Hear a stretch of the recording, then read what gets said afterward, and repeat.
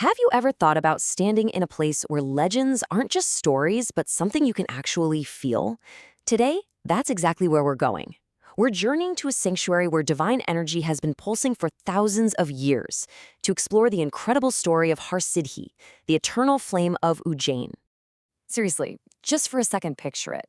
A place where the air feels charged with millennia of prayer, where every stone, every carving has a story to tell about gods and kings. That's exactly the kind of atmosphere we're diving into. So our journey starts in Ujjain, one of India's most ancient and sacred cities. For centuries, this place has been a total powerhouse of devotion, philosophy, and, well, power. It's the absolute perfect setting for a temple as important as this one.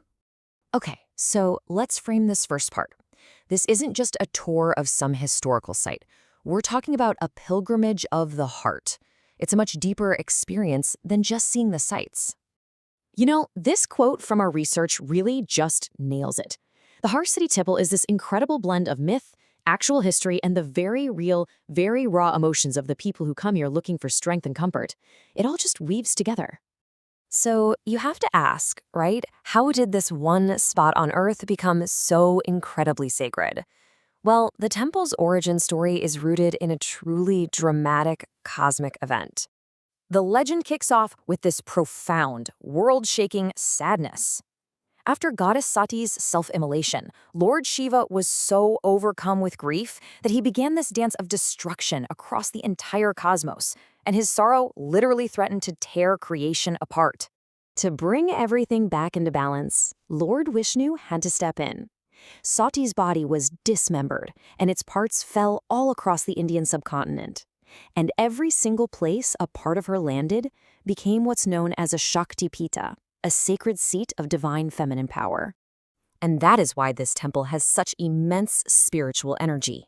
It all radiates from that one single mythic event. This ground is considered holy because it literally received a part of the goddess herself, and that charged it with her divine essence forever. But believe it or not, that origin story is just the beginning. Let's dig into the other powerful stories of victory and faith that have been layered onto this sacred place over the centuries. We're talking incredible tales of gods, kings, and even demons. According to one of the ancient texts, the Skanda Purana, the goddess actually earned her specific name, Harsiddhi, right here.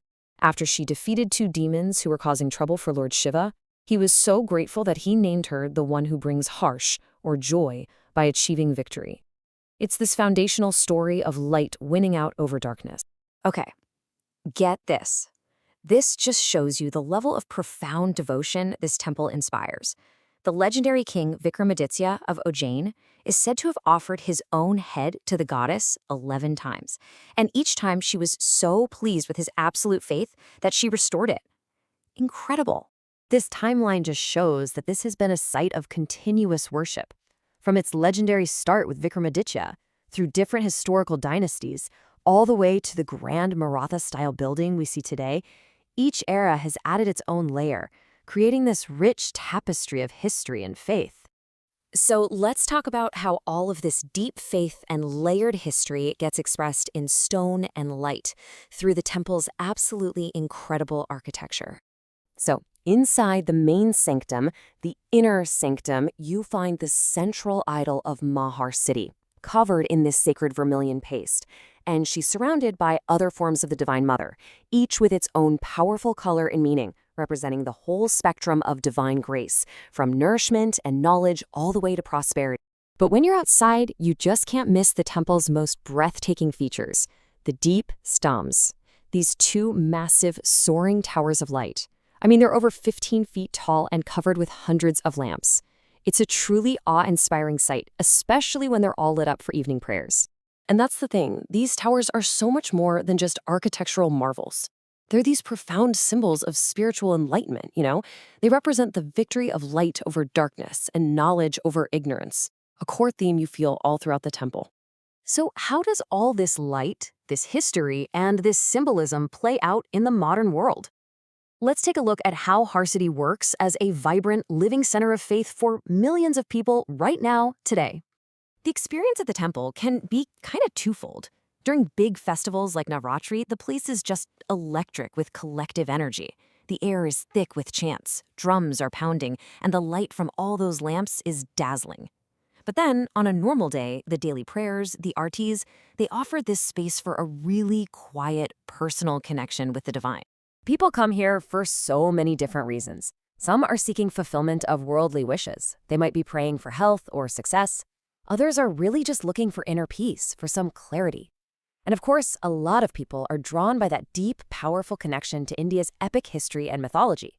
And for the modern visitor, the temple is super accessible. It's right near Ujjain's other huge spiritual landmark, the Mahakaleshwar Temple, which is one of the 12 sacred Jyotirlingas in India.